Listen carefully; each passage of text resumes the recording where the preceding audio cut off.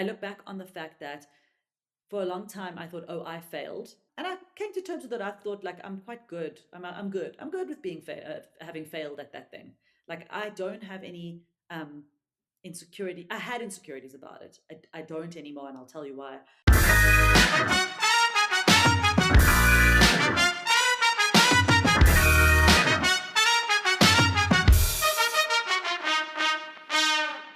Welcome to the Funny in Failure podcast, a podcast that celebrates failure and shines the light on the emotional side of comedy and life with yours truly, Michael Kahan. Howdy, howdy, howdy. Today's chat is wonderful and uplifting. I had a blast chatting with Gilli. It's always inspiring to hear from people who finally take a chance on a dream they've been meaning to pursue, and watching where that leap can lead is brilliant to see. I love that Gilli started comedy later in life and never looked back. It's a great reminder that there's no deadline on chasing what lights you up. Gilli's story is great. She's hilarious. There's plenty of gems packed into this one. Before we get into it, Gilli is now touring Asia and Australia, and in September she'll be in Europe. Ticket links are in the episode notes, so check it out. Okay, cool. Let's get into it. Gilli Apter is a London-based comedian, writer, and director from South Africa. Gilli started doing stand-up in Johannesburg and has since gone on to perform at comedy clubs internationally, most often in London, where she's a regular face of the comedy circuit. She's toured the world hosting the smash hit comedy show Story Party, True Dating Stories. Gilli's solo show, The Hilarious, Deep, Amazing Comedy Show, has recently sold out repeatedly in London and in cities across Europe, as well as in her native South Africa. You can watch her stand up on Trevor Noah's Nationwild, on Showmax if you're in South Africa, or on Only Jokes Allowed on Netflix worldwide. So as you can imagine, we dive deep and we cover a lot, and we chat about doing a video a day for a year, starting comedy in her 30s, mentors and words of encouragement and disencouragement, being kicked out of advertising school, embracing failure, breakups, the lies we tell ourselves, getting on Netflix, her tour, plus plenty more. Before we get into this epic chat, I'd love it if you would share the podcast around. You know the drill. Like, comment, subscribe, tell your mates. It really helps the podcast grow and helps ensure I can lock in amazing guests like this one. Okay, cool. Thanks so much. Let's get into it. But I was just on your YouTube channel and I heard you talk about this on another podcast. And I'm not sure if you did it, but were you doing like a video a day? In 2021, Yes. I decided to do a video every single day for that year. I Wow. decided like a few days before New Year's that this was going to be my new project. And it had two goals, stated goals. One was to increase my following, because everybody around me I saw that was doing like direct to camera videos on Instagram and all that stuff was just blowing up. But they were smart enough to do it during the actual pandemic. Um, and and that was my first goal. My secondary goal was kind of to develop, because I couldn't perform as much. There weren't stages in Joburg, especially. It was like literally coming out of the beginning of 2021. It was to be able to sort of keep working on developing my voice. I mean, I was 5-6 years into comedy at that stage, and I just felt like I couldn't afford the creative break, from like figuring out my tone as a comedian. So those were the two goals. I would say only goal number 2 was sort of achieved. I love that. It's also just speaking to a camera is actually quite a skill itself. And I watched quite a lot of videos and Yes. you're a natural at it. I'm not a natural in front of the camera when I'm doing like my intros and outros. One of my friends said you have to do it. And now I do it. I'm embracing it. But it wasn't something that was I wasn't that comfortable. Did you find like, because I know you're also in the filmmaking world as well. You weren't necessarily an actor, but did you feel more comfortable with that relationship with the camera as well? Yeah, I'm not an actor at all, and I don't possess any of those skills. And that's actually another reason why I wanted to do it, was because I wanted to get good at it. I figured like that was a sort of second, third, tertiary goal that was like going to be a nice to have going forward, making content, doing all that stuff. And I think it helped. I think it really did help. I can now do a video to camera without much trouble, and that's, I think, Nice. because of those hours logged doing that stuff. did it spark the acting bug, or did it change anything with that, or no? I can see Absolutely you not. nodding. No. I actually, In I think fact, I heard. in fact, I I can don't tell go. you that when I started doing this, I was like, I already knew that I would get tired of it pretty quickly. I didn't know how quickly. By like day 3, I was like, I'm done. I cannot do another one of these things, and I just locked myself into this year of commitment. And how does it feel that you did the year? Because that's I can see you know that's quite a you have to be quite a resilient person to be able to do that. Because some days you might not want to do it. I know you said day 3, but that's a tough thing You to know, do. yeah, you know what? So every now and again, like every 5 years or so, I will embark on some like year long thing. Like when I was younger, I don't know, I must have been like 19. I decided I wasn't going to drink Coca Cola for a year, and I have to tell you, I know that doesn't sound like a great big challenge to some people, but for 19-year-old Gilly, that was huge. And then at some point, there was another thing I did for a year. I was like, oh, I'm not going to buy a single a new item of clothing for a year. Not that I was like a Ooh. big shopper, but I had come up with this thing that I realized like I could never find anything to wear, but I had a lot of clothes, and I thought the solution must be here in my head and not out there with new clothes. So I made this decision not to buy a single item of clothing for a year, and I did that. But that's not as hard as doing a video every day. Definitely not, but clothes. I'm not a shopper whatsoever, but I'm constantly spilling things, ruining shirts. Mm, There might be something like, you know what, I think I should get that. That is very tough. Coke, very tough because most people are addicted to it. My family, yeah. a lot of them are addicted to Pepsi. Plug if Oh, Pepsi's right, right. listening, you've got them, and they cannot go even a day without it. So that's really tough, Yeah. especially if you are doing it all the time. And I have to say, the thing with the videos is at the time, I had had a dream like for a long time to do like to be involved in like a daily show or some kind of a satirical news show, and I just thought like, okay, let me see if I have the chops, because I do have, like I can write. I'm a writer. I write for TV. I've got a lot of experience. But I thought, what is it like to write on a subject every single day? Can I actually do that? Because and afterwards I was like, wow, I love how big talk I am. Like I want to write for shows like that, and I'm struggling to write like 5 minutes of content every day. You know what's really clever about that? Actually, I got two questions, and I'll tell you why it's clever Mm. afterwards. You said that you wrote them. So would you write a general idea and then just speak it, or are you literally reading from a script? It depends. Sometimes I would have a clear idea. What ended up really happening is the kind of writing that would happen is like, I used to be, especially with my comedy, I used to write down every single line and every single word. And over the Mm. years, that's changed a lot. And actually, now that we're talking, I think this exercise might have had a hand in the way that I work now, which is that I would have a concept that I want to talk about, and I would start recording and talk.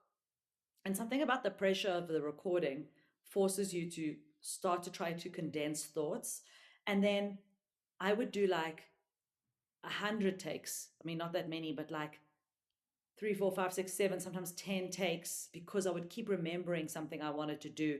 And then every time I would do a take, I would refine something, like if it was a joke or a concept Fuck. or another sentence that I wanted to add. So then I would record it again and again. And actually, that's how I would end up with a finished product, sort of writing it in every, almost like speaking it out in. The way I see it is like each Yeah. take was a different draft, it was like a new draft, but it would absolutely drive me mad. It made me crazy. Is that because you're doing so many different times and you just wanted to get it out, and then you've got Yeah. the And next then I would day? forget, I would do like the fourth take, and I would forget like a funny thing that I had done in the previous take that I hadn't done in this take. So yeah. And then eventually I would get tired. I would try to like nail it in two or three. It looked like one take, the videos I watched. So was it all in the one take? Did you not like chop Oh, bits? it's usually all one take. I would never cut it. So that's what was so Oh, frustrating, is I wanted to yeah. do it. And they were five, six, seven, they would grow. At first I thought these things will be 2 or 3 minutes. By the end of it, they were like 7 or 8 minutes on average. And I wanted to just do them in one long take. Because here's the other thing. I know you're reminding me of all this stuff. Yeah, it's great. I knew that if I started to edit it, that would be a whole another set of work, a whole other bit of work that I would have to do. Because if I now sit down to edit this thing, now I'm Now I'm editing. Now I'm like, okay, chop, chop, chop, chop, chop, reverse, blah, blah, blah, blah. You know what I mean? So Yep. I wanted to be able to have the work complete within that hour that I set aside and not have to spend another 2 hours editing it, which is inevitably what I would do if I gave myself that option. Smart. And then I guess you can have a bit more of that creative energy for the next day. Because if you Mm, can spend hours editing a video as hours. well. That's very Exactly. smart. And also because it's it's not quite stand up, but you talk about the pressure of the camera. So it's the closest thing to performing on stage that we have, whether it's a live I stream or mean, in I person. wouldn't say that it's close at all. I don't think it's remotely close. But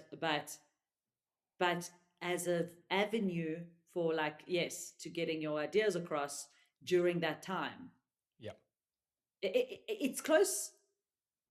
I don't know. I would say the experiences are vastly different, but it's like, yeah, it's one way of getting your ideas and your thoughts across, I guess. Because it's also like teaching you, as you said, it's on. You have to come up with something. You can't pause. You can't panic. Yes, it's very Yeah. different to performing in front of people and environment and the energies of the room. But I can't think of any other example that's as close besides obviously doing live stand up. So did you find Yeah. No, I can tell you that those 5 minutes, doing those 5, 6, 7 minutes, I promise you would wipe me out more than doing an hour-long show. that makes sense because you're trying like the bit, whereas you're feeding off the energy of the room when you're actually doing stand up. You can see what worked, your tone, all of that stuff, and you also put a bit Yes. of pressure on yourself because you've got that year goal and you're on to the next one. Did you ever have moments of relief doing these, being like when you're like 30 videos in and you're like, damn, another 330 to go, or Ugh, how did it you was it manage? was literally terrible the whole way through. I hated every minute. But looking back at it now, are you happy that you did that?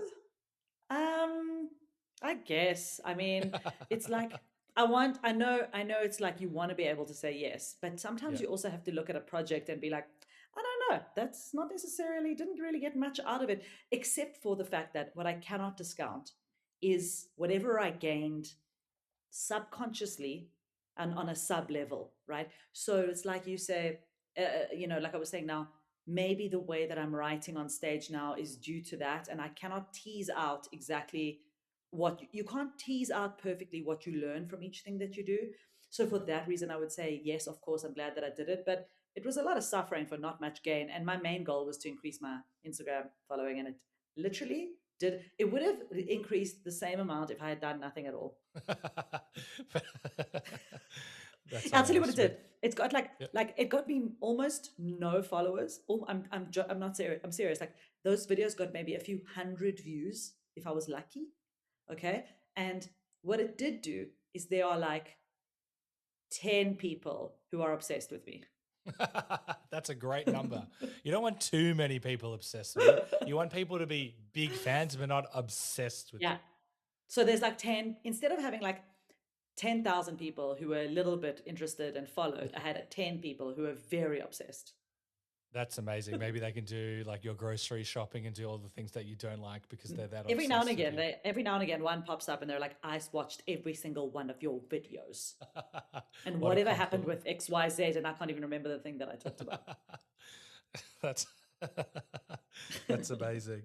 And going back to the actual, I know you said it may have changed like how you write shows, but I'm sure you would have got a lot of material to then perfect in your stand up as well because you're forced to think of something new or You different. know what? I should go back to those videos and actually have a look and see what's in there. I did, and one that springs to mind is like whether it's weddings or family WhatsApps, there is so much you can talk about with those things That's as well. so And this is funny. just, And also, I deleted most of them or I archived them, oh, I didn't even know you almost all could of do them, that. except for like 10.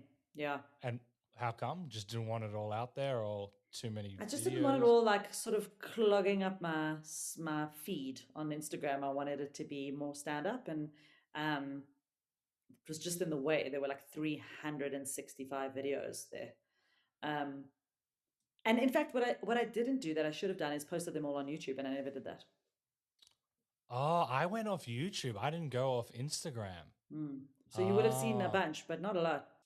that's my mistake. You're gonna have to go through them and see if you can get material out of them because there's a lot of gold there Yeah. that you could work on. Well, That's I've got very all smart. 365 of those bloody videos somewhere on Do a one a hard day. drive somewhere. Yeah. Yeah. And before you mentioned that you didn't want to do acting whatsoever, but I heard in another interview, I don't remember the exact context, but I think you maybe wanted to do acting and then someone said, this isn't for you. And that kind of like stuck with you. Yes, What well, was, when I was in yep. high school, I wanted to be an actress. I thought that's what I'm going to be. I'm going to be a performer of some kind. And I had a drama school teacher who told me that after my final exam, told me that I was very good at theory. What? Yeah, how's that for a young person going out into the world? Your theory, excellent. Don't bother with the performance. So, I I think I took that very personally, and also I had I had other things calling me. I was interested in filmmaking. I was interested in sort of the making of things. I was a maker. Like at school, I did a drama, but I also did art. I painted, so I liked to make things, visual things, and so I think I thought like I can do that. That's where I can apply myself, so I think it was a combination of losing confidence in the ability to be a performer of some kind, which I think I had as a child and was sort of slowly hacked away at. The confidence was slowly like sort of instead of being because confidence in being a performer and a person who is an entertainer, let me say, which I felt very naturally from a very young age, um, is something that has to be nurtured and encouraged. And I think it was when I was a child, but then going into the high school years, and I wouldn't say that I think if I had really leaned in, it would have been encouraged, but for some reason the factors conspired. Maybe it was adolescence, the insecurity of adolescence that sort of bled into that stuff that sort of pushed me a little bit back, you I know. get I get that as well, and we'll talk about the other school that you went to in a Mm. second. But the school that I went to, the first school I went to really nurtured creativity and music and all of this stuff. And then when I went to my Jewish school, the arts wasn't really validated. It was all like, what can you do for a Mm. career as well? And then that just naturally, just that environment, not that anyone meant to take it away from me. It just wasn't Yes, viewed it's all as there a in the career. water. Yeah. It's in the air. Yeah, I get it. I mean, I had the opposite experience where I went to a high school. Ultimately, my last 3 years in high school was incredibly creative, very much Crawford. revered the arts as Crawford. Yeah. Yeah. And Crawford College at that time in the late 90s was whatever you could offer really, as long as you did it at a very high level, was very much encouraged, and especially the arts. I can tell you, I know so many people now who are creative department heads of all kinds, whether it is they have their own design firm, or they are creative heads of advertising agencies, or they are filmmakers who come from that period at Crawford because it was so encouraged. And it was almost like the same confidence that you would be given at a normal high school as like a jock. You would get Yeah. that was the kind of confidence that was put in you as a creative person at Crawford at that time. That is wild. I can't even comprehend that as well. And it's Yeah. also very unique how you got in. I think you weren't initially accepted. You had an interview. I think the guy's name was Graham. Correct me if I'm I thought wrong. you've been doing your homework. Oh, I've been So watching all the videos. Graham Crawford was kind of an education visionary in South Africa, and he started Crawford College. Initially, it was actually in an office block in Killarney, Johannesburg, and it was like an old bank or something, and he transformed it into a school. And at the time, to get in, you had to have at least 70% aggregate as your mark, like Yep. your general mark. And I came in with a very low mark and had low marks in maths and science and all this stuff because I'd come from a um, sort of a public school, and I was not very focused. And I came in, and at the time, he interviewed each student personally who wanted to come to the school. And I came with my marks, and he said to me, "Look, we can't accept you. Your marks are not up to scratch." And he said to me, "Well, what are you interested in?" And I said, "Actually, I love to paint. I like to do art." And he said, "Okay, do you have stuff that you've made, stuff you've painted?" I mean, I'm like, think about this. This is like I'm maybe 14 or something. Yeah. And he said, okay, I'll tell you what, we'll do schedule another interview. When you come back with your work. And I came back with some paintings and drawings that I had done. And he looked at them and he was like, you know what? I think you're very talented and you'd be an asset to the school. But I'll tell you what we'll do. You can come to the school, but you have to get your grades up in the first 2 terms. And if not, we're going to ask you to leave. Wow. And it was amazing. And I came there and I was so motivated, and I was so motivated to stay at the school. And the school was so good, so it paid to do well. You wanted to do well. It's embarrassing not to do well at that school. The other school, it's like, no, you're cool if you leave the class, if you're disruptive, like that's how you become part of the group. But at Crawford, it was not cool uh, to be what's Not the word, dismissive of class, to be bad at things. It was not cool. That is so rare. And that, I guess you can credit him and Mm. the rest of the team to create an environment like that. Even the school I went to, I think we were top 10 in the state. And it would still be cool, like, oh, I didn't study for this exam, or I did less work than you. Yeah, There was a bit of like banter around, even though everyone was studying their asses off. But to create an environment where it's like cool to do well, I've never heard of that. it's That's crazy. amazing. If you think about, like, even when I think about it now, it's funny, you're reminding me of all these things. If I think about, like, um, the popular kids were excellent at school. They weren't like cool slagging of school, like smoking behind the bathrooms. No, they were like doing 9 subjects and getting 90%. That guy's such a loser. He gets all the girls. I get him Yeah, that time. yeah, exactly, Can you also imagine you show your exactly. art? You showed your art and you do a bit of like, you're like, I'm into acting. And you do like Yeah, this whole like Shakespeare something. And he's like, you're very good at theory or something. It's yeah. amazing how you hear two different, one person doesn't give you great encouragement and then the other person gives you great encouragement. And that's so amazing when you have like mentors or Yeah, someone just tap you on the back as well. So your grades obviously increased, and was this really to this plant the seed that you could do a creative field for life? Because I think so, that's because I did. uncommon. I did, like, we had all these, subjects. Like at some point, they brought in a design department, and we learned about design, and we had, um, Wow. yeah, painting, like oil painting, and I mean, my brother actually.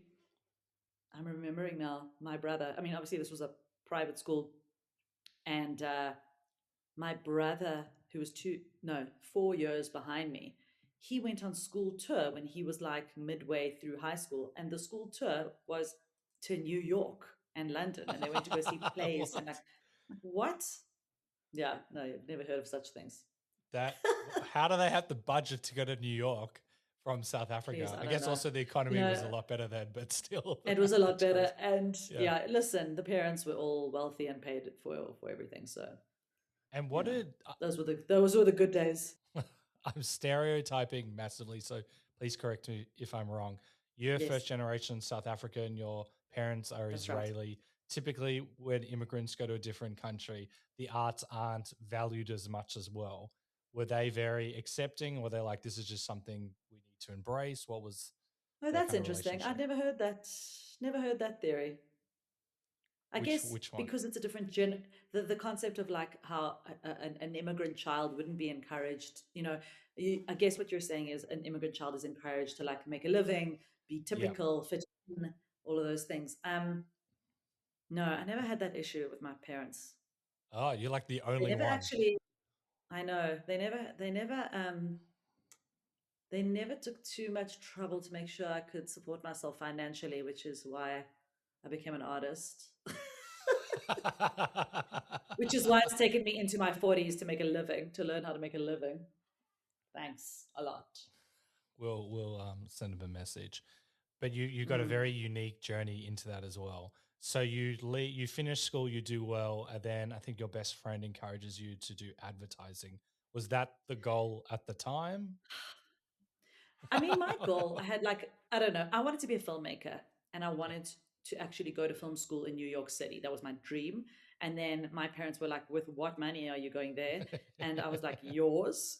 And they were Obviously. like, we don't have any to send you there. So sorry, no. And then I thought I was going to take a year off, which I don't know, when you're 17, that sounds like a good idea. That's what Um, I did. and my parents were absolutely no. They were like, they didn't care what I did so long as I did something. But they were like, you have to study. We are not, you are not like flopping around. And it was good that they did that.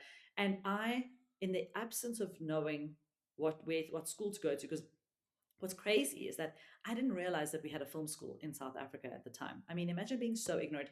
This is why sometimes I'm like amazed, I'm amazed that anybody just gets anywhere.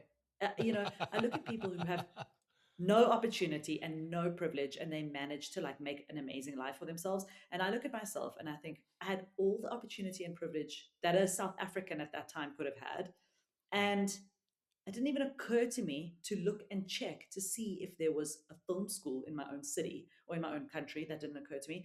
Recently, I realized that it didn't occur to me to like apply for a bursary to an A what? international, Sorry. somewhere overseas, to apply for a bursary. Like And also I didn't have an academic family. We didn't know about, my parents didn't go to university. We didn't know about those things. But if you think about the fact that I I I could have like applied for some kind of um I don't know what is this. Do you use a different word than bursary? yeah, is it scholarship? Scholarship, exactly. Yeah. So I it didn't even occur to me to do that. Um, and so my best friend was like, "Oh no, we're going to this advertising school in Cape Town. Here is the prospectus. Start getting ready on your application." And I was like, "Oh, okay, I'll do that then." And I just did what she told me. To this day, I do mostly what she tells me. Um, That's a good friend. she still kind of tells me what to do, and I'm just like, okay, she must be right. And I went to that school for a year. Did not do well in the things I was supposed to do well in, did very well at the things that didn't matter. And also, we were two 17-year-old girls in Cape Town away from our parents for the first time. So that was never going to be a huge success. But did you have a great time doing it? We had a great time. And at the end of the year, we both failed. And and it's so funny because we are two we were even back then, I would say we were quite responsible. We weren't like so rebellious or crazy. We didn't like do drugs or like, go wild or anything like that. We just were too unprepared for the responsibility of doing that. And it's funny because I think it speaks to like a time of also when institutions really cared about their education. And what I mean is, at that time, we went to Red and Yellow. Red and Yellow was an advertising school here in South Africa, in Cape Town. It was exceptionally difficult to get into. I cannot tell you the level of work of stuff we had to do to get into that school, the amount of work we had to create to submit to get into the school. And there was like limited space for applications. And they meant business. If you did not do well, they kicked you out. They didn't care about the tuition. It was unbelievable. Halfway through the year, they called us in for a meeting to give us a warning that things were not going well. And if we didn't fix our marks and do better, by the end of the year, we would not be returning. And that's exactly what happened. Like, they kept their word. They didn't care if you were ready to pay for another year of tuition, which was very expensive. So Wow. so I respect, in retrospect, I like really, really respected that they did that, because also they told me, they were like, this isn't for you. Goodbye. And what a great lesson. Like, what a great thing to be told so early, to know, so that I don't have to waste much more time doing it. You're right, because then you could have done it, and obviously advertising wasn't for you. But do you mean a great lesson in terms of if someone says something, they're going to keep to their word? So if you don't work at it, you're not going to get rewarded? Is that what you mean? Absolutely. But all that, and um I think also just the idea that like you you you you don't have to stick with something just because it's a decision that you made. This concept of like sunk costs. I've been doing this for a year. No, I'm still a young person. I'm like 18 years old now. I can go do something else. Okay, that's not it hasn't been a waste. But if I had done it for 4 or 5 years and then gone, to some extent, I did go into a career in advertising, but not doing that specific thing as like being an art director. My best friend did become an art director. She was very good at it. So, Oh, wow. so for her, it was like, oh no, I really do want to do this thing. And we both came back to Johannesburg, and she enrolled in a school in Johannesburg and took it very seriously and did very well. So it's just like, so I guess for me, it's like, uh, how to shape young people, and the steps that happen along the way that really matter in terms of shaping a young person's life. That's really interesting. And like going back to what you were saying, I failed a couple of subjects at the uni I went to, and they just didn't care. And they Yeah, had like, I yeah. spoke to one of the tutors, like my dad went to, I think Wits, I don't remember, is it Wits, whatever. That's Wits. That's And correct. No, Wits is correct. he said that this uni was like, I don't know if it was like 30% fail rate all the time. He told me what they learned. I'm like, I didn't learn what you learned in a semester in the whole year. And I went on paper. I don't say this to boast. I'm comparing how bad my uni is compared to what it was. I went to one of the best universities in Australia. And what my dad was telling me, I was like, there's no way I could have done that. And we didn't care how much money you were giving or what it was. If you didn't pass, and they wanted people to fail, they wanted to push people. Mm, Here, like I spoke to a lot of the tutors, they're like, oh, depending which student, how much money will keep you going. And you're right, that does shape your adolescence as well. And I kind of just took it as a bit of a joke as well. But if someone was a bit like, Michael, you failed this many subjects or you haven't done well, then I would have really been forced to evaluate. I just cruised through uni and yeah. absolutely. Yeah, I don't know. I don't think in South Africa, I don't think those standards exist anymore, even in the higher education, in the private higher education, at least not in the Mm. schools that I went to. It feels like it was a special time. Yeah, my dad said there was a big, massive drop off, and that uni doesn't hold the Mm, weight that it once had. But it's still very no. interesting. So then you enroll into film school. Is that correct? And is that when you're like, oh, I've kind of found Yeah. my thing for the time? I went to film school in Johannesburg, and yeah, my aim was to become a sort of writer director in the I guess the image of like who the filmmakers at the time were, like the Cameron Crowes and the or like Wes Andersons. Like that was my era of filmmakers.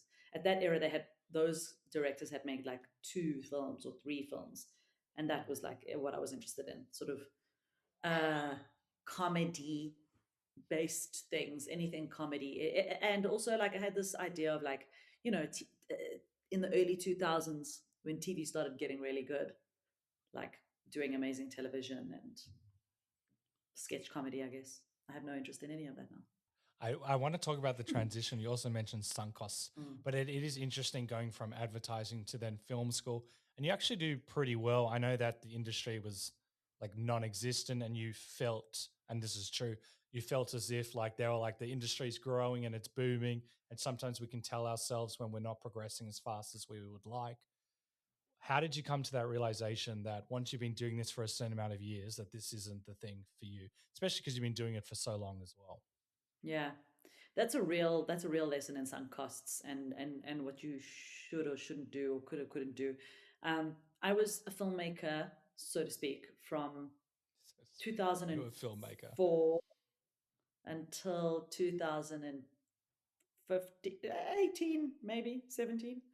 I didn't stop immediately. So um, I really wanted to be a filmmaker. I say sort of because I didn't really become one in the fashion that I wanted to become one in. I wanted to be an actual filmmaker. I want to make films and television. And for 10 or 15 years, I made videos, washing powder commercials and corporate videos for banks. And, um, eventually all those videos would end up just on social media. So, like ads, all the ads would go on social media. And it was okay. It was good. I mean, I did work. I worked hard and produced a lot of work, but all of it was meaningless to me ultimately. I wanted to do a good job because I wanted to get good at the craft, but it was all Yep. sort of in service of this concept that this is just what I'm doing in the meantime. And I think there was I don't know if that culture is still, how strong that culture is now, but I know that that was the culture at the time, is that you kind of have to do your time in advertising and other kind of production. Yep. And eventually you will be able to make the films and TV that you want. And it was a fallacy because all you're doing really is getting good at the thing you're doing in the meantime. That's what I got really good at. You're not gaining any experience doing the thing you actually want to do. And where are those opportunities going to come from? They don't come from anywhere. Especially if you are in an environment that is not supportive of that industry. So South Africa, I didn't realize like I thought I was setting out and embarking on this like as a pioneer in an industry, in a like, blossoming industry. And I didn't realize that that might have been true for about 5 minutes in the early 2000s. And then, like some point, 2007, 2008, there was a collapse of the local broadcaster here, the SABC. It collapsed financially and never really recovered. And I did not realize I didn't understand the playing field that I was on, and that it was like full of landmines, and actually there was no system there to support what we were doing. So one of the things I look back on a lot is I look back on the fact that for a long time I thought, oh, I failed. um, and I came to terms with it. I thought, like, I'm quite good. I'm good. I'm good with being having failed at that thing. Like, I don't have any insecurity. I had insecurities about it. I don't anymore, and I'll tell you why. But Ooh. I thought I had failed at something, and I didn't realize that actually I had been failed as well, because I was in an environment that was not where you could not plant a film. Do you know what I mean? Like, Mm. it's almost like you're building a farm and nobody has told you that the soil is rotten and the machines don't work, and like but you think, no, no, no, I am developing this stuff, and you don't realize that, no, no, you are entirely dependent on the weather, bro, and the weather is bad. Yeah. And even as a Jew, I could not control that weather that I was trying Oh, yeah. to You work have your in. fingers on the pulse there. That. So the point is, it was I was too close to the thing to understand that I couldn't thrive. You know, um, people often ask, like, oh, why is South Africa like South Africans are always asking why there's no good TV on South African television. Um, and they think it's just a matter of one thing or another, or one kind of filmmaker or another, and they don't realize that they haven't seen what I've seen, which is the slow collapse of an industry. And the problem with filmmaking is it requires so much resource that you cannot do it alone. And the thing that that comforted me ultimately was that I looked around to see if it was just me, and I saw that, oh no, there were nobody else had progressed either. I can tell you now, I can count on one hand how many filmmakers of my generation survived and are still in that business, literally on one hand. And I promise you, I can fill up to here, and these I'm just for good measure, I don't know who they are, I'm just That's leaving them for crazy. in case I've Yeah. forgotten somebody. So Yeah. so so I and at the time, very early on, I traveled to film festivals in Europe, and I saw people who had careers. Those people had careers, and the careers, they've stayed in filmmaking for the last 20, 30 years. They're not well known. You won't know a film that they've made. You will not know their name, but they are still filmmakers making films and TV because they live in an environment that supports the thing that they are doing. I'm not saying it's easy for them. It's still a very hard thing to do, Yeah. but they can actually do it. So once I had sort of moved into doing comedy, because I saw how quickly I was making progress in stand up, it was very easy for me to see that I was making no progress in film. I thought I was making progress, but like I said, I was only getting good at the thing I was doing in the meantime. Yeah. But in fact, I had not made a film, I had not produced a TV show, I had done none of the things I set out to do. And so when I was in the getting into stand up, I realized that I better get a move on. I better make sure that I am actually doing the thing I want to do and stay very singularly focused on it and not let it become something else. Okay, I wrote down about 10 points. That's very strong awareness. And what springs to mind is we kind of have this lie we tell ourselves. Everyone lies to themselves. That's like kind of the human nature Mm. to not deal with certain aspects of our reality. And for example, I used to be an accountant, and the lie we told ourselves was we get better work hours than the other accountants, or we're going to progress. The next job, you're going to be earning so much money. All of these little things that we told ourselves, and I realized that was just like a coping mechanism to not really fully deal with our reality. Now that I'm out of that and I'm in screenwriting and doing this, I realize we all do it as well. And in an environment like that, where you've studied, you put in quite a lot of years, you've worked really hard, it's really easy to keep on lying to ourselves. So what actually forced you to, make that change and, try something later in life as well? Because that's also Mm. terrifying to most people in the world. You know what? There was a catalyst. A few things happened at that time. I um, lost a family member. You know, my cousin passed away. He was very young. He was Sorry. 21. Oh wow. And thank you. And it was a massive tragedy in our family and remains that to this day. And I think it just made me very aware of time. It made me aware of time in a way that I don't think anything ever could. And and the things that it led to, for example, my aunt at that time, I was in a serious relationship, and she said to me, um, when I was leaving, I had been in that relationship for like, I don't know how long, 3, 4, 5 years at that time. And she said to me, go home, get married, start a family, don't wait. That's what she said to me. And I took it very seriously. And I did go home. And my boyfriend at the time was, uh, we talked a lot about marriage and having children and all this stuff, but it wasn't happening, just wasn't happening. And he just wasn't committing. And I basically said, look, either we go forward, we get married, or I'm out. And he couldn't commit. So I left. And after that, it gave me sort of, it had the opposite effect of like, yeah, I was upset and I was sad and whatever. But it gave me it empowered me. That decision empowered me. Oh, Like, nice. I'm actually remembering the stuff now that I'm talking about it. Um, Mm, cool. so you can see how one thing kicked off another thing, kicked off another thing. And so I was very, very empowered by that decision. I felt very strong when I left that relationship because I had taken an action. For You know, you. my Yeah. therapist now talks a lot about like not ever sitting on the fence. And for the longest time, I was sitting on a fence. I had sort of made threats before that I was going to leave and I didn't follow through with them. And those threats, because I didn't stick to them, made me feel weak. And that weakness kept me in that relationship because it was comfortable. And once I had an instruction and somebody very seriously telling me to take my life very seriously, um, and I saw the outcome,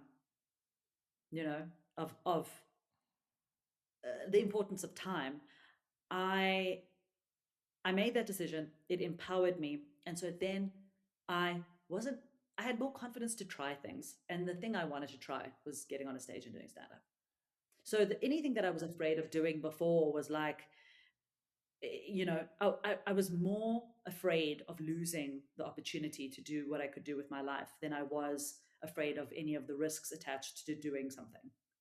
That is amazing. And especially when you're in a long term relationship. And sometimes, and this is not a comment, we don't need to talk about your previous Mm. partner, but sometimes I wouldn't say the worst, the hardest relationships are the ones where, it's good. It's not amazing. It's not terrible, but, it's okay. And I've got a friend, he was dating a girl for a while. She's very pretty. She was smart, the whole works, but it just wasn't right for him. And then once he left that relationship, he just, as you said, felt empowered, and then he felt more free to try different things because he kind of felt held back. Not that she ever held him back whatsoever, but he felt he could No, it's try you. It's different your things. own. Yeah. And that's so awesome because sometimes I've seen this narrative with a lot of my friends, or my wife's friends that are single. They're like, a relationship is the most important thing whatsoever. And a good relationship is great, but that's not everyone has. You're not defined by a relationship. And I don't like that where, they feel like they have to do that. And it makes me a bit sad because they think that's the view of success. But from what you're saying is, you empowered yourself to try something different and new. And that is so rare and that is so awesome. But then to go and do comedy, that's amazing. Tell me your Well, secrets. I thought that I didn't know what I was, what things were being kicked off at the time. My goal was still to get married and have a family. And I thought, oh, I am feeling great. I am going to be engaged in 6 months. And instead, I was on stage in 6 months. you know? Yeah. Yeah. So it kicked off something that I couldn't have really foreseen um, in terms of my ambitions at the time. But I was fueled. I was fueled by um, I guess the high of having made this powerful decision for myself. It lasted a long time, and um, then starting stand up. I don't know. I feel like my brain changed in my first like 6 months of doing stand up just because I was so preoccupied with it mentally, you know. It's also interesting, like as you said, sitting on the fence. Sometimes when we don't make decisions, we can't really hear our intuition. It becomes harder. But once you say yes or you make a decision, it's so much easier to make other decisions, like you said as well. And that's also very freeing. What was what got Totally. you what got you to actually start stand up? Did you know in that moment once you'd broken up and moved forward? Like how did that come about? No, stand up is something I wanted to do for a long, long, long, long time. And I'd worked a lot around it. Like I had done everything you could do in stand up except perform. I had written it. I had written for other comedians. I had Yeah. directed it. I had sat in the backstage. I had sat in the front stage. I'd gone to every form of. I've seen it everywhere, all over the world. Here in South Africa, I went to New York, Africa. Like I had immersed myself in every version of it for decades. And in fact, my ex at that ex boyfriend was always encouraging me to start. He was like, "You got to do this. You got to do this. I don't know why you're not doing it." And I worked with Nick Rabinovitz, who is a local stand-up legend in South Africa. Um, he's a great South African comedian who also is a great Jewish South African comedian, very much beloved by the Jewish community in South Africa. And I was writing for him, and he was always trying to encourage me and push me to get on stage. And it took a long time. Uh, it took a long time for me to just eventually make that move. There are um, many steps into how I ended up doing it, but one of them involved like going to watch local stand up constantly. And I don't know, I think I watched enough of those that I thought, you know what, I can do this. If they can do this, I can do this. I will often encourage people, like people, I often have people coming up to me and saying to me, like, how should I want to start stand up. How do I start? Can I come open for you? And I'm like, no, bro, that is not how you're going to Can I start. get I'm oh, like, your first time on stage is not going to be opening for me, oh, buddy. But at least you got to look um, so good in comparison. But my God, what I mean, it's a so funny because people think they're doing me. Often people ask me if they can open for me. They think they're doing me a real favor. They're like, I'll do it for free, and I'm like, you are not. I'm not for free. I'm not going to let you ruin my show, bro. You'd have to pay so much money. Um, That's so but that's but amazing. Oh, but honestly, actually, the truth is, I don't feel that way. I feel quite confident that somebody can come and do a terrible 5 minutes, and I could still do a good show. But I don't nice. want to put the audience through that. Yeah, Like, I don't yeah. think it's fair to them that they've paid to see somebody bomb. But um, I so often tell somebody who wants to start comedy, my first question to them is like, do you watch a lot of where do you watch comedy? And they'll often say, no, I watch on Netflix and I watch on YouTube. I'm like, okay, go in your city, find the open mic nights, and go watch. Don't do anything, just go watch. Because what happens is, if you watch three or four of those, it's not that what happens when you're watching Netflix and YouTube is you're seeing the world's greatest comedians, you know, at their finest, and that's what you think you're gonna be when you start. So there's a double goal of going to see local comedy, especially open mic nights. One, you see good comics who are at all different stages. Like you see great comics on a stage, you see inventive people, you see people you've never heard of before. But I think one of the most powerful thing is you see people doing really badly, which is Mm. something harder to find on Netflix. So you see somebody doing really badly right in front of you. For me, that's what gave me the confidence to be like, oh, if that person can get on the stage with that bullshit, I can do this. It's that's a really good point, and I'm glad that you had that confidence as well. But when people see like a Yeah, finished product like that touring international comedian that comes, they've done that set so many times, and everyone's there to see that comedian.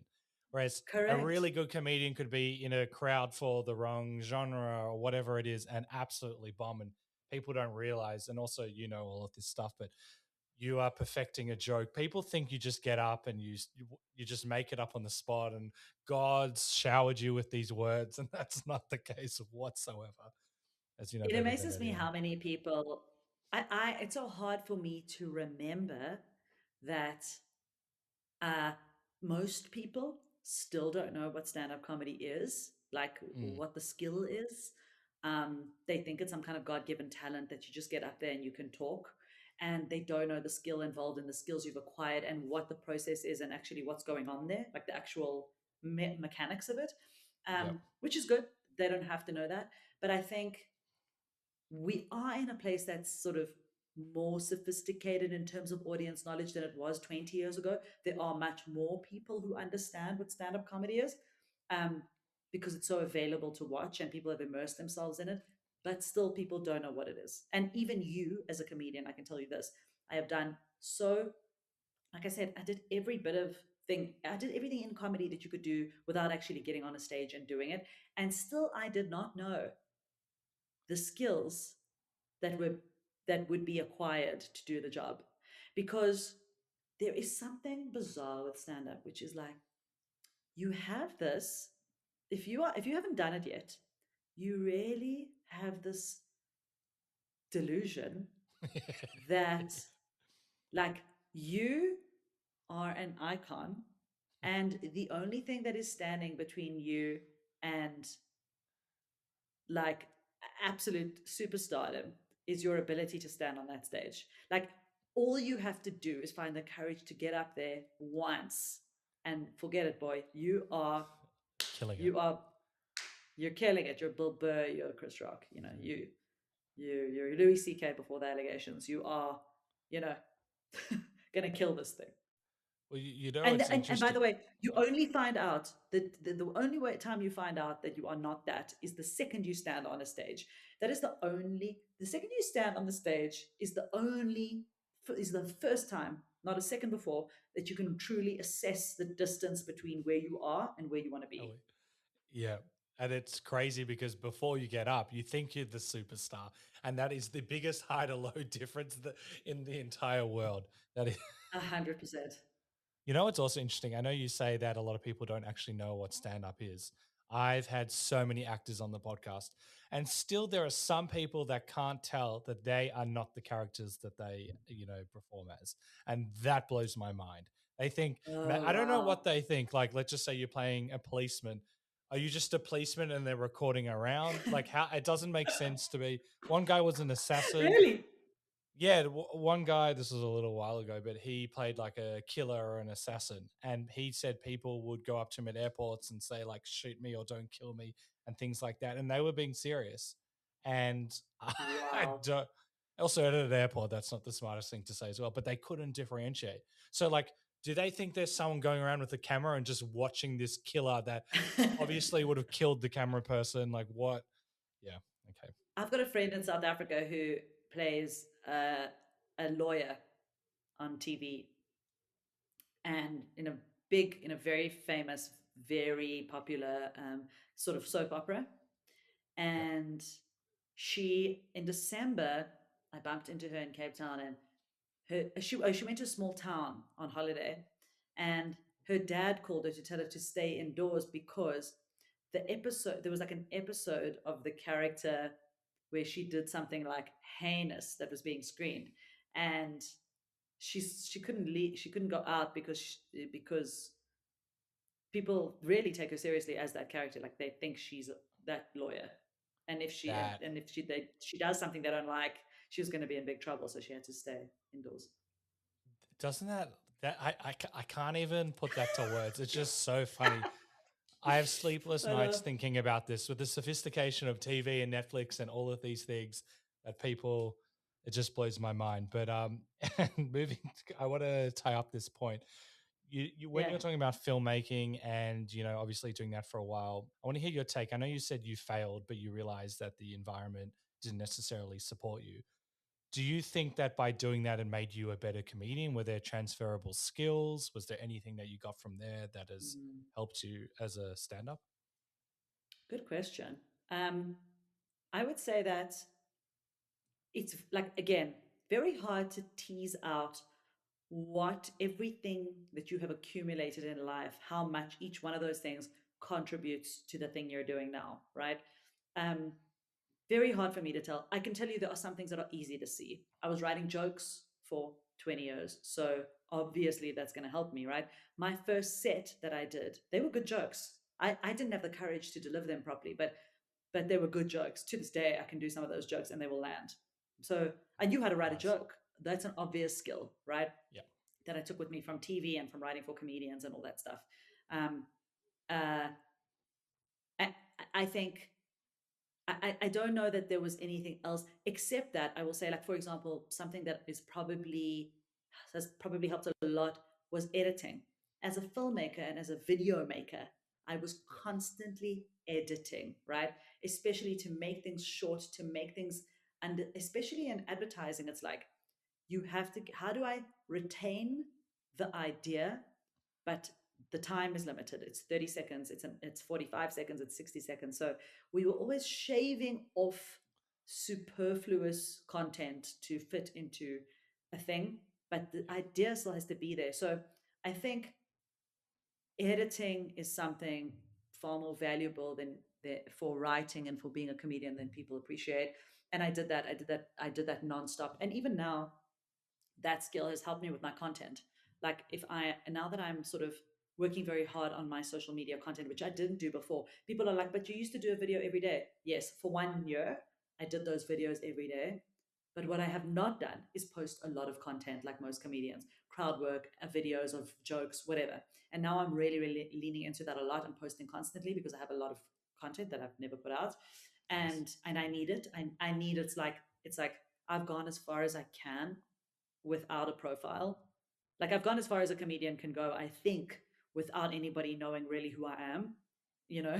And so now I'm working very hard to like have the social media help me and Interesting. and edit all of the editing that I had been doing for 10, 15 years. Now I can look at a joke and be like, boom, boom, boom, boom, boom, cut, shave, shave, shave, cut, back, you know, like I can do that very, very quickly and produce something that I know is going to be the most effective version of the thing. Um, so there's that.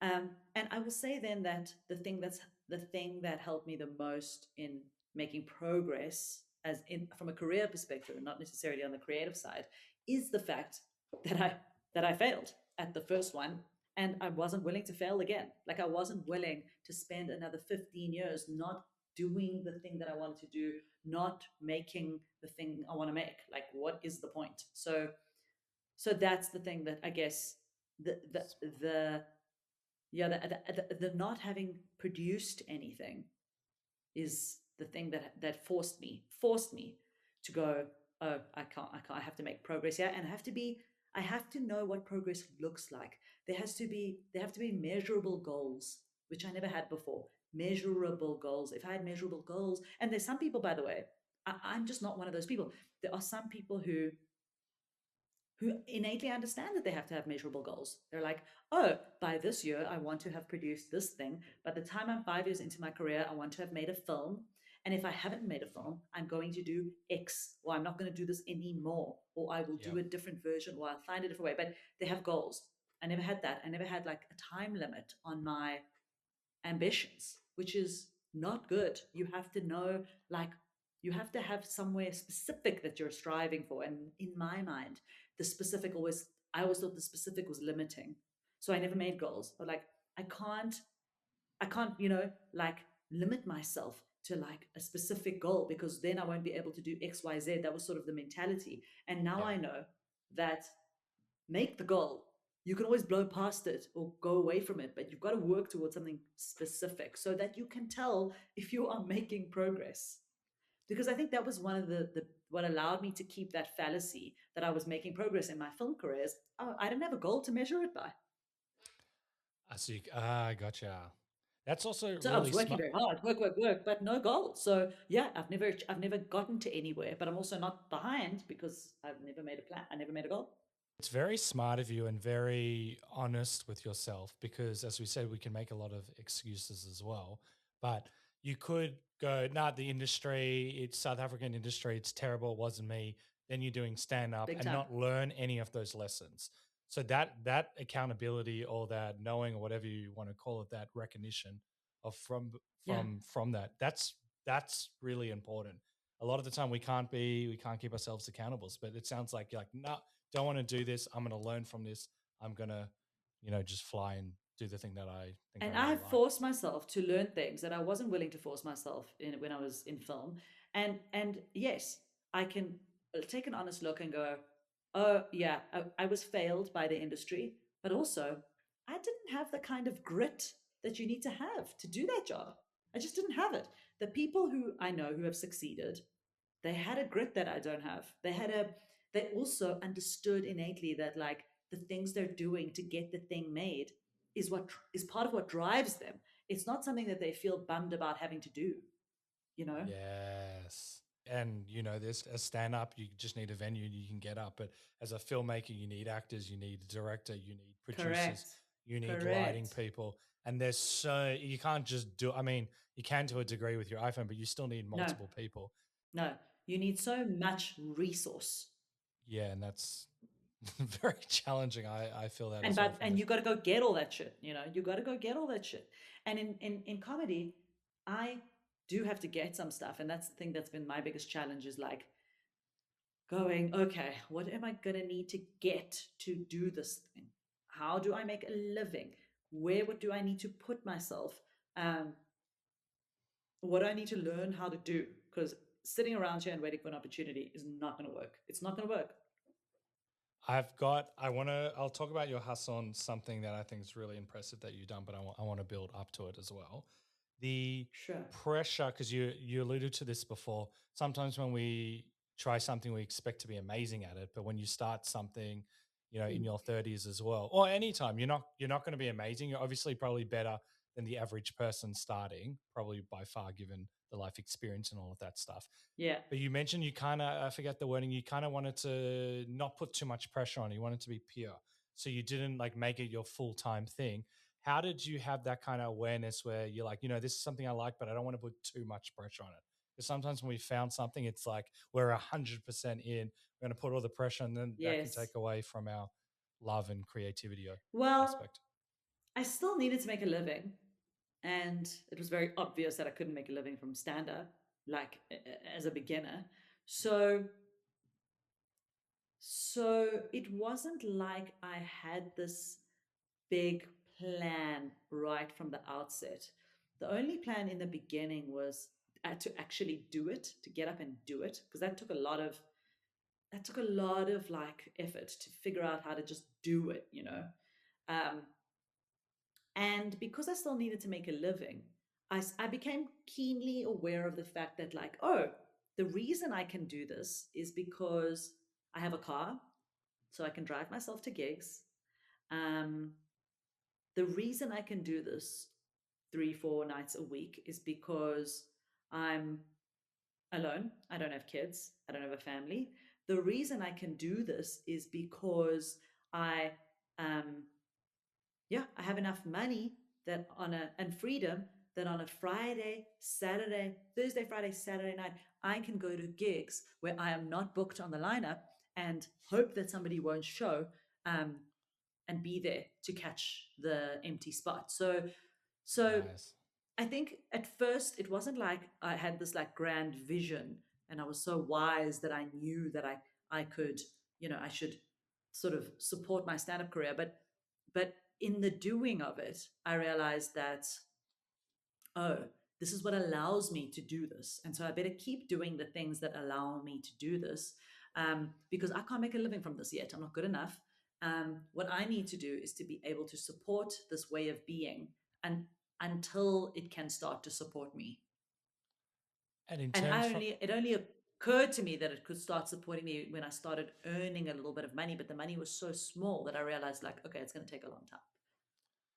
And how was the judgment side of that? Because you're used to earning money in other areas, and then the judgment also of yourself, where you might not be getting a huge amount of laughs at the start. Were you a bit gentle with yourself, or you're like, "Damn, that didn't go well"? What was that relationship like, especially at the start?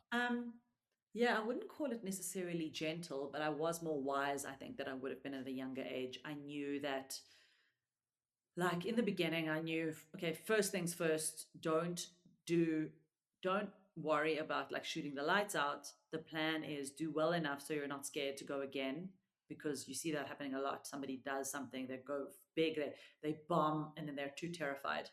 And I wasn't really thinking about it yet as like how I could make a career or what, like, because it's so hard in the beginning, you're you're just preoccupied. You're very mentally preoccupied with getting better.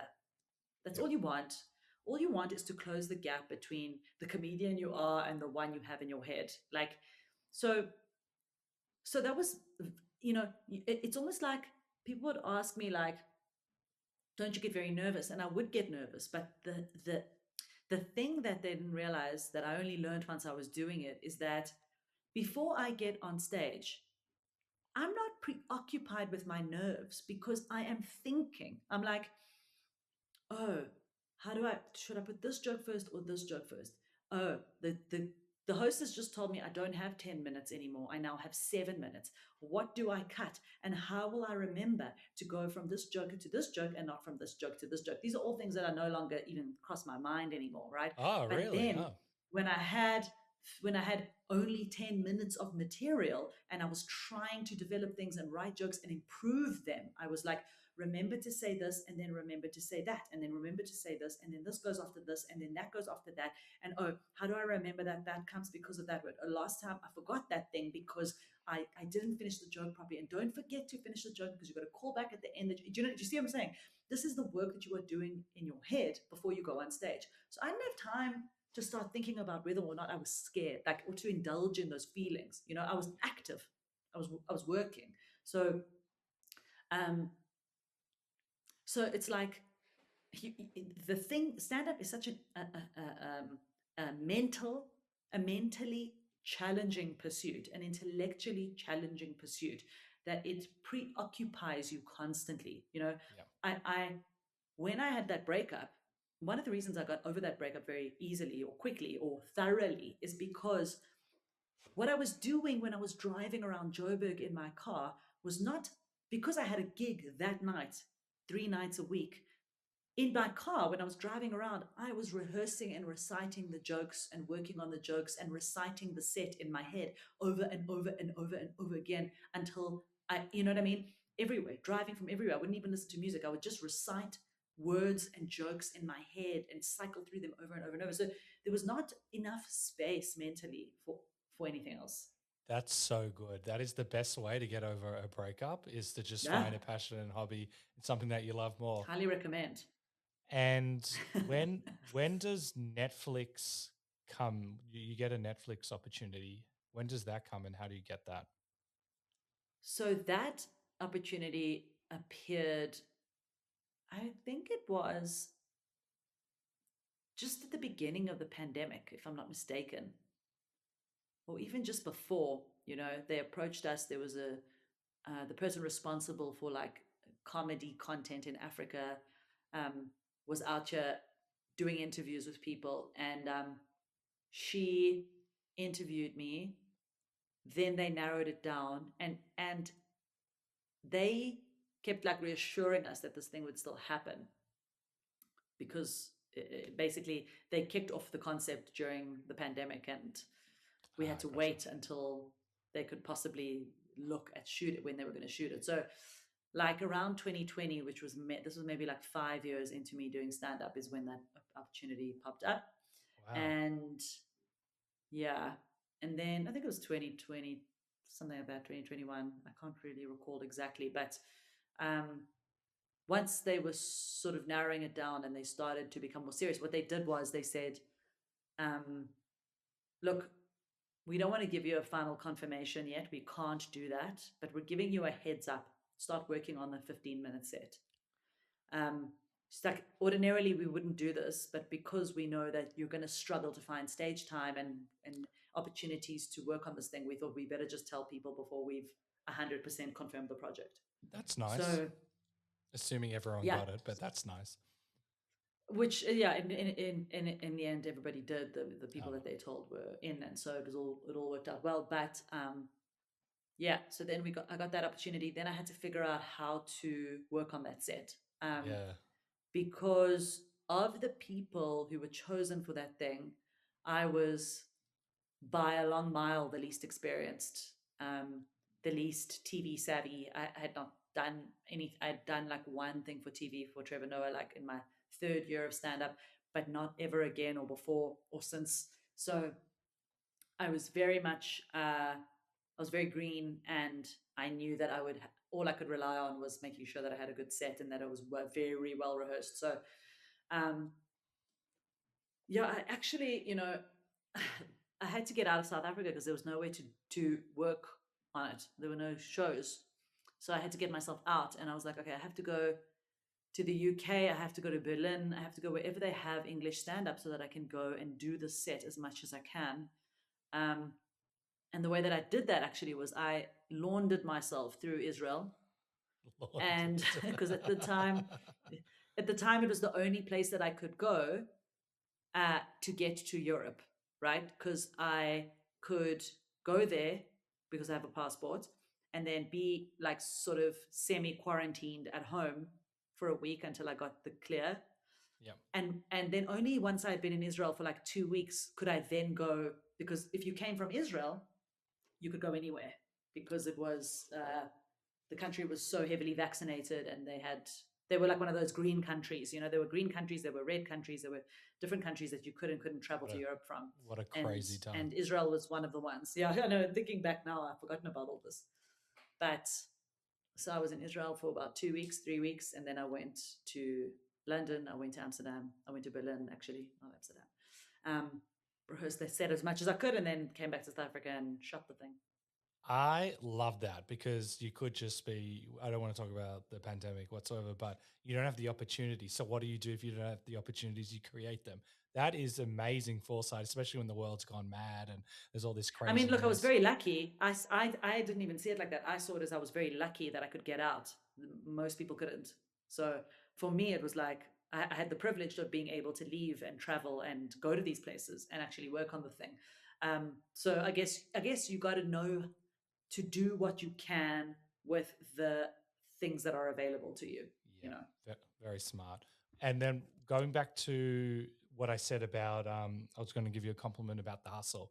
That was also part of it, which I think is still, I still think that's amazing. But also what you did with the Netflix opportunity that you got, you mentioned that, I don't remember the wording, so please correct me if I'm being a bit clumsy. No worries. You said something like there's an expiration date around these things where, it's amazing that you got this and you're very grateful, but you realize that after a certain amount of time, it might not be as big as it once was. So you actually leveraged it to get into all of these different cities and comedy clubs around the world. Where did that awareness come from? Because sometimes when we get that big thing, we can ride it for the rest of our lives. But you're like, Mm, nah, I'm going to actually, leverage it. I thought it was really smart. thank you. Because I was experienced and I had been in the industry, in the film industry and TV industry, and I had watched it for the better part of 15, 20 years, I knew I knew where we are as a society in terms of what looks like a big break and isn't, what is a break, what even is that, do they still exist in our era? And I have learned that not one of my big opportunities ever propelled me into some kind of superstardom. I have had many big opportunities in my life. I mean, you're talking to a person who went to Cannes at the age of like 23. Okay. My film was shown in Cannes. I won film Wow. festivals and when I was that age. And there I still was with nobody knows my name. So I think I was able to identify, and I knew because I had seen things around me, right? Like, for example, I had done this thing called Nationwild with Trevor Noah. It was supposedly a big break, and it was in some ways, if you know how to assess that concept. Um, Yeah. but it didn't make me famous. I was on TV standing beside South Africa's most famous and beloved person, entertainer. Um, that thing went on to our local streamer. Hardly anyone saw it, really. Um, the experience of it was incredible. Of doing it, I did very well, but it didn't bring me a following.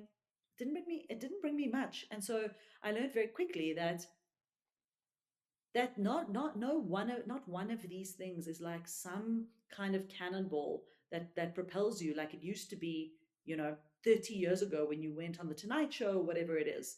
Mm. Those things, firstly, no longer really exist because of the way that our audiences are segmented now. um, and you have to be able to know what a thing is and how to assess it. And I knew that uh, being on Netflix was not going to make me famous. I just knew it. I knew the value of it. I was like, okay, what can I use this for? Because it has some value. Obviously, it had its own value in the doing of it. Um, it And the gave me some confidence. prestige, Yeah. the confidence. Um, it gave me money. They paid me well. So Nice. what do I do with that? And my thing was like, okay, I am going to use this to get myself into the doors of stand-up comedy clubs in places like London and New York, and I'm going to see if it can open those. It sounds silly, but like those seem like simple doors to open by comparison. It's so funny that like it was easier, I say in inverted commas, to get onto Netflix than it is to get on stage at the Cellar in New York, Yeah, I've heard right? it's extremely hard. So to get yourself into prestigious venues to perform is more challenging. You need people vouching for you, um, and obviously you need to be at that level. Now, luckily or not luckily, thanks to my hard work and to the time I'd been doing it, um, I knew that I didn't know what level I would have to start at, but I had people vouching for me at these places. So when I went to London for the first time, I had a comedian vouch for me at the top clubs so that I did not have to go through like all the way from the beginning at doing open mics and like trying every single little thing and building my way up in London. I didn't have to do that. I could get straight onto Nice. whatever stage I wanted because the person vouching for me could say, she's on Netflix. And I knew that that thing had a shelf life. That thing had an expiry date. I knew that, okay, this thing was recorded in 2021. I knew 2021, 2022, okay, that's hot. By 2023, it was going to be hard for me to still ride 15 minutes on Netflix, Like if I have, especially the irony, if you haven't become famous, because then they're like, oh, she's on Netflix, but we've never heard of her. And something that ridiculous that would always happen is at these shows, they would be like, we're about to bring up somebody very special. She's on Netflix. And people would be expecting like Amy Schumer or Ali Wong or something. And then it would be terribly disappointing when somebody would come on stage that they'd never heard of. So it actually wasn't helpful at all.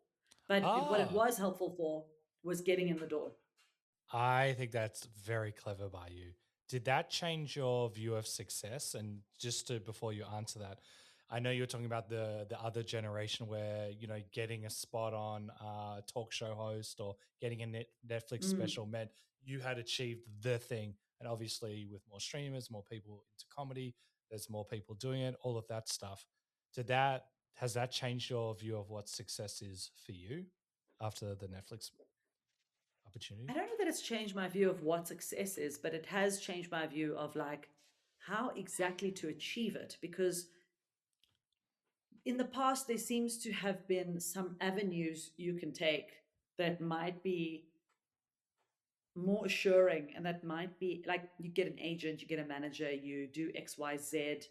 Um, and now it's harder. It's harder in the sense that it's harder to become the kind of successful that I dreamed of being, which is very successful, being like internationally known.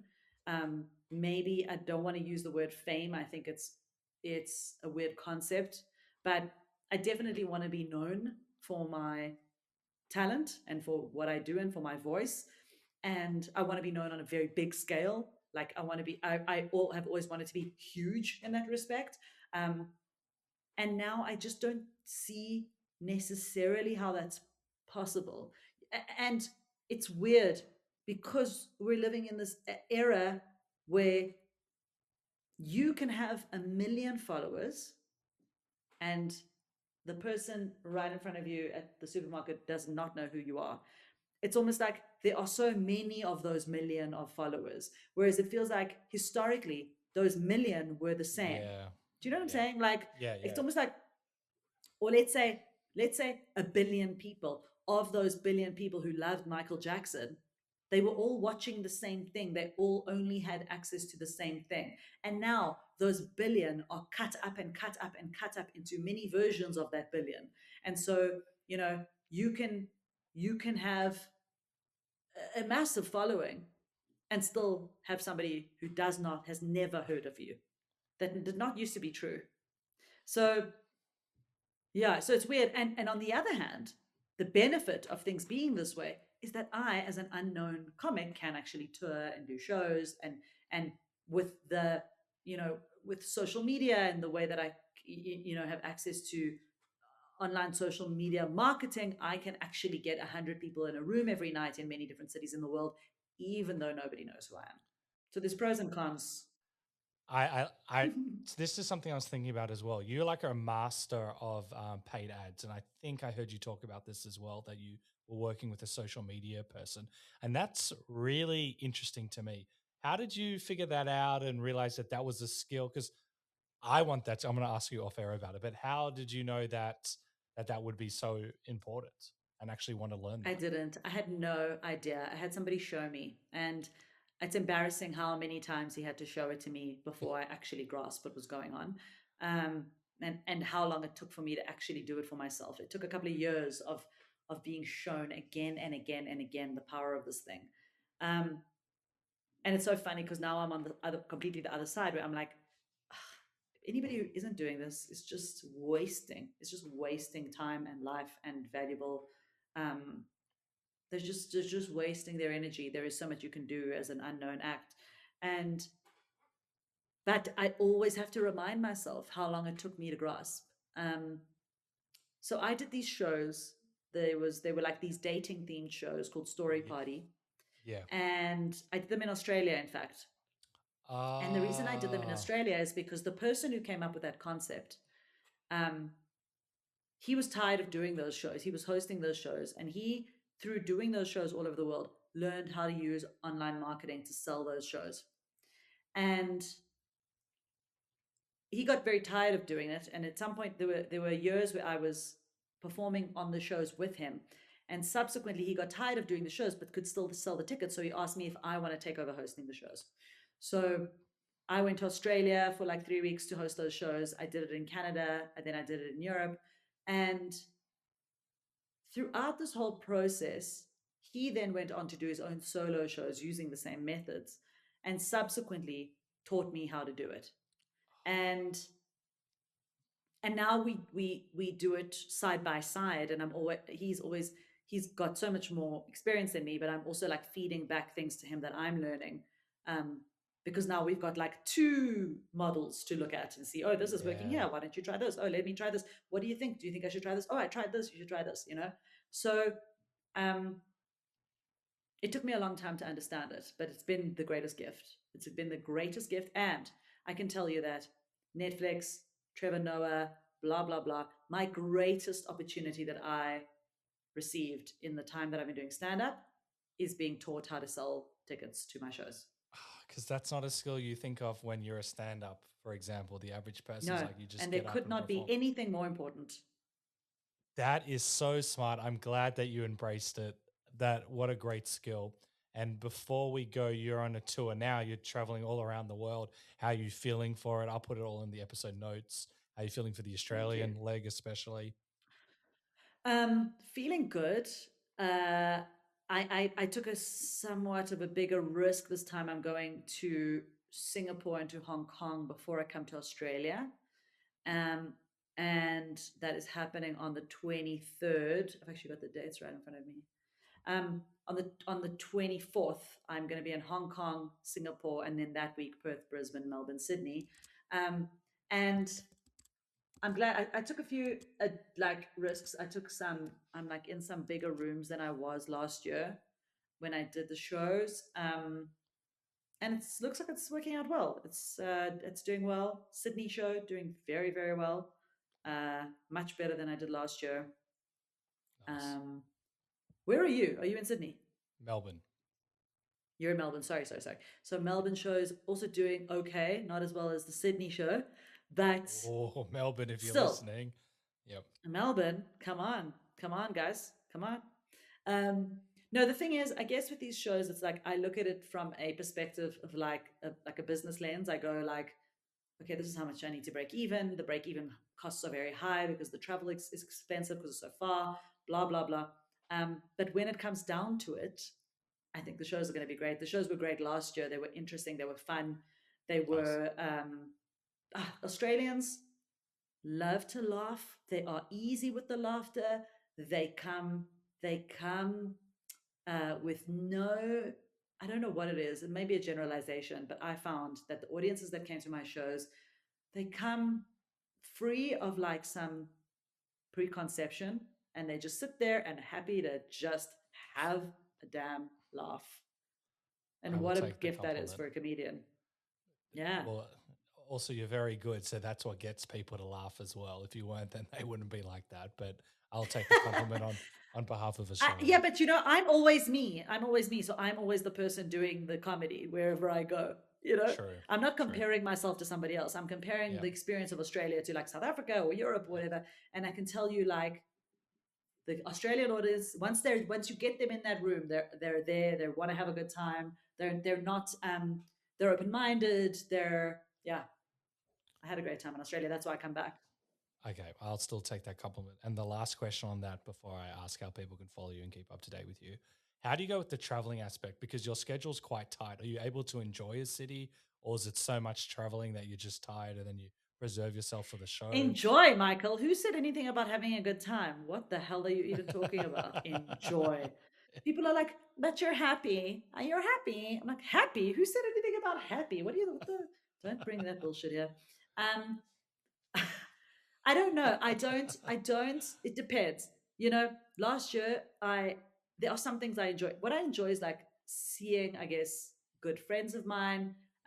If I can get out to like a lunch at a cool place with a friend, wow, that's for me, that's it sounds so simple, but like that's the thing I enjoy. So for Mm. example, in Melbourne, got good friends in Melbourne. My good friend is coming to fetch me from the airport. We're going to go have lunch. We'll have a great day. Do you know what I'm saying? I won't get out to see some beautiful things, maybe. But I do get to see things. The last time I was in Melbourne for 2 days, I did get to traipse around the city significantly and Oh, nice. eat many of the I'm glad delicious that you got things it. and drink many of the delicious coffees. But Yeah. simple things are what make me enjoy my touring. That's amazing. Sometimes people are like, you have to go and do all of this, but you also need to preserve your energy. You want to, do a good job. And sometimes if you do like 10 hours of a hike or whatever and you come and do your show, you don't have that energy. So doing something that No, you like and enjoy, my that's you have priority, to. yeah, I had to learn that. You know, the first time you go overseas, you're like, oh, I want to see this, I want to do that, and then slowly you realize, like, oh, I have to preserve my energy, especially now. When I was doing 10 minutes of comedy, it wasn't that hard. Now I'm doing like 90 minutes of comedy, and Ooh. I have to, I have to not only have energy, I have to be in a good mood. You know, I have to be clear in my head. So, for example, I won't spend the whole afternoon with a friend. Like my cutoff time is like 3 p.m. And then I need like 4 hours of just being alone and not talking to anybody so that I can get my bearings and have some peace of mind in my head. That's very smart. And I'm glad that you learned that. Before we go, how can people follow you, keep up to date with you? And obviously, your website will be in the episode notes as well with the tour dates. Great. Yeah, so the best place to follow me is Instagram, where I am at Gillog, Gillog. But also, if you just search my name, I'm sure it'll come up. Everybody knows how to find people these days. So Instagram is where I do most of my own personal like posting of content and stuff like that. I am now trying to build my YouTube, which is going very poorly. So if anybody wants to go and watch some stuff over there, good for you. Um, I post all the stuff on TikTok as well now and on Facebook. I'm everywhere, but Instagram is the thing I connect with the most. Um, Amazing. and then all the tickets for my shows, which is Australia coming up in the next couple of weeks.